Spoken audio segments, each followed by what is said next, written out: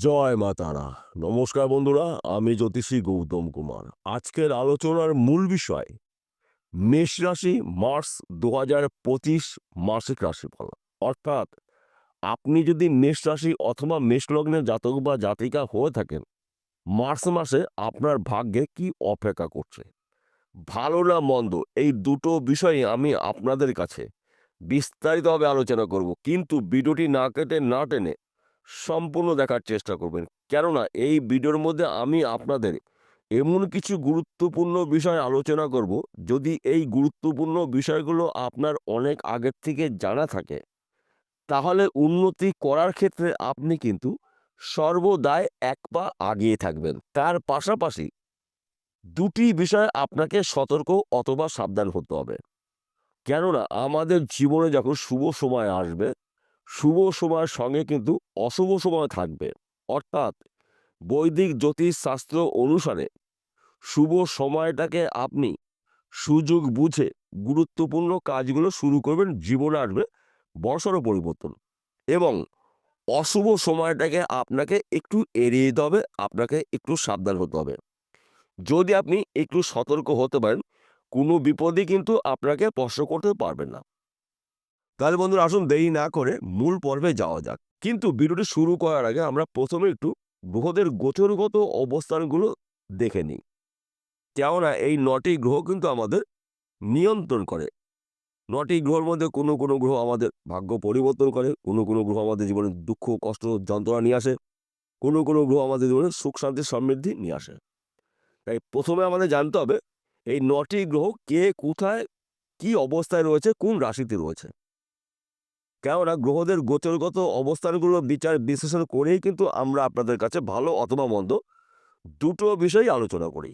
বৃষ রাশিতে রয়েছে দেবগুরু বৃহস্পতি, মিথুন রাশিতে রয়েছে মঙ্গলদেব, কন্যা রাশিতে রয়েছে গুপ্ত গ্রহ কেতু, কুম্ভ রাশিতে রয়েছে স্বয়ং শনিদেব, সঙ্গে রয়েছে শনিদেবের পিতা সূর্যদেব। পিতা পুত্রর মিলনে মেষ রাশি জাতক বা জাতিকাদের জীবন আসবে হঠাৎ করে পরিবর্তন। কেননা একাদশ ঘরে পিতা পুত্র মিলন রয়েছে।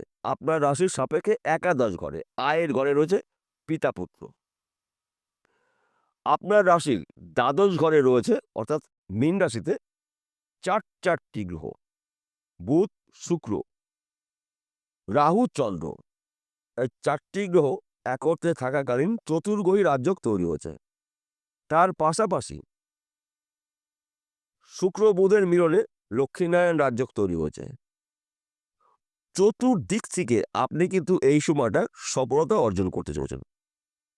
এইবার আসুন আমরা দেখে নিই 10টি শুভ খবরের মধ্যে প্রথম শুভ খবর, মার্চ মাসের 2 তারিখ থেকে আপনার শরীর মন ভালো থাকবে। যেই কাজগুলো নিয়ে আপনি টার্গেট করেছেন, টার্গেট আপনার পূর্ণ হতে চলেছে। যে কোনো কাজ হতে পারে ব্যক্তি বিশেষে, সেই কাজ কিন্তু আপনার কমপ্লিট হবে। তাছাড়া আপনি যদি ব্যবসা করেন, সেটা ছোট হতে পারে, মাঝারি হতে পারে, যে কোনো ব্যবসা হতে পারে, ব্যবসার ক্ষেত্রে কিন্তু এই সময় ঝড়ের গতিতে আপনি উন্নতি করতে চলেছেন। ব্যবসা পরিবর্তন হতে পারে, স্থান পরিবর্তন হতে পারে, কিংবা আপনি ওই ব্যবসা চলাকালীন আপনি কিন্তু অধিক লাভজনক ব্যবসা শুরু করতে পারেন। কেননা আপনার রাশির অধিপতি গ্রহ মঙ্গল শুভ অবস্থায় রয়েছে এবং শুভ ঘরে রয়েছে। তো এই সময়টা কিন্তু আপনার ব্যবসার ক্ষেত্রে সফলতা আসবে। তাছাড়া আপনি যদি বিদেশে যাওয়ার প্রচেষ্টা করেছেন, বিদেশ যাত্রা কিন্তু আপনার এই সময়টা শুভ। যদি আপনি বিদেশে যেতে পারেন, আপনার টার্গেট আপনি পূরণ করতে পারেন। কিংবা যারা চাকরির জন্য প্রচেষ্টা করেছেন, চাকরির একটি ভালো খবর পেতে পারেন। সেই চাকরি সরকারি হতে পারে, বেসরকারি হতে পারে, ব্যক্তি বিশেষে, কিন্তু চেষ্টা কিন্তু আপনাকে চালিয়ে যেতে হবে। তাছাড়া আপনি হয়তো চাকরি করছেন, যদি চাকরি ক্ষেত্রে আপনার অফিসে কোনো সমস্যা থাকে, ওই সমস্যার সমাধান হতে চলেছে মঙ্গলদেবের প্রভাবে। এবং আপনি যদি বেকার বা বেরোজগার থাকেন, লক্ষ্মীনারায়ণ রাজযোগের প্রভাবে কাজকর্ম পেতে চলেছেন বা করতে চলেছেন। একাধিক জায়গা থেকে আপনার জন্য শুভ খবর কিন্তু অপেক্ষা করছে।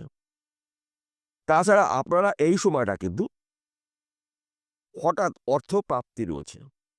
সেই অর্থ লটারির মাধ্যম দিয়ে পেতে পারেন, সেই অর্থ ফটকা বিজনেসের মাধ্যম দিয়ে পেতে পারেন, সেই অর্থ পৈতৃক সম্পত্তির মাধ্যম দিয়ে পেতে পারেন। তাই আপনারা এই শুভ সময়টাকে গুরুত্বপূর্ণ কাজগুলো শুরু করতে পারেন, কেননা সময়টা কিন্তু আপনার জন্য অনুকূলে রয়েছে। কিংবা আপনি যদি জমি জায়গায় ব্যবসা করছেন, এই সময়টা কিন্তু আপনার গোল্ডেন সময়। রাতারাতি আপনি একজন ধনী ব্যক্তি হতে পারেন। তাছাড়া আপনারা যদি অনলাইনের সাথে যুক্ত রয়েছেন, শেয়ার বাজারে লটারি করছেন, ব্যাটিং করছেন, মার্কেটিং করছেন অথবা পেশাগত লটারি টিকিট বিক্রি করছেন, এখান থেকেও কিন্তু আপনি রাতারাতি কোটিপতি হতে পারেন কোনো একটা টিকিটের মাধ্যম দিয়ে। হয়তো কোনো একটা টিকিট বিক্রি হলো না, সেই টিকিটেই কিন্তু আপনার ভাগ্য পরিবর্তন হতে পারে। তাই এই সময়টা কিন্তু আপনাদের জন্য গোল্ডেন সময়। চতুর্দিক থেকে আপনি কিন্তু সফলতা অর্জন করতে চলেছেন। তাছাড়া বিশেষ করে যারা বিবাহের জন্য পাত্র বা পাত্রী অনেক ধরে খুঁজে বেড়াচ্ছেন, মনের মতন মিলছে না বা পাচ্ছেন না, মনের মতন পাত্র বা পাত্রীর সন্ধান আপনি পেতে চলেছেন। কিংবা যাদের বিবাহ ঠিক হওয়ার পরও বারবার বিবাহ ভেঙে যাচ্ছিল, এই সময়টা কিন্তু বিবাহের পাকা কথাবার্তা বলতে পারেন। কেননা একাধিক শুভ গ্রহরা শুভ অবস্থায় রয়েছে। শুক্রকে মানা হয় সুখের কারগ্রহ, ঐশ্বর্যের কারগ্রহ, ধনের কারগ্রহ। শুক্র রয়েছে কিন্তু আপনার রাশির দ্বাদশ ঘরে। সঙ্গে রয়েছে বুধ, বিদ্যার কারগ্রহ, বুদ্ধির কারগ্রহ, ম্যানেজমেন্টের কারগ্রহ। বুধ রয়েছে। শুক্র বুধের মিলনে লক্ষ্মীনারায়ণ রাজ্য তৈরি হয়েছে। রাহু, মায়াবী গ্রহ রাহু। রাহুকে কিন্তু মায়াবী গ্রহ বলা হয়। রাহু কিন্তু হঠাৎ অর্থ প্রাপ্তির যোগ তৈরি করে। রাহু আমাদের জীবনের সফলতার চরম সীমায় রাহু পৌঁছিয়ে দেয়। একমাত্র রাহু একটি গরিব মানুষকে রাতারাতি কোটিপতি করতে পারে। রাহু, তাই রাহু কিন্তু শুভ অবস্থায় রয়েছে। তাই আপনারা মাঝে মধ্যে 1 ঘর 2 ঘর লটারি টিকিট কাটতে পারেন।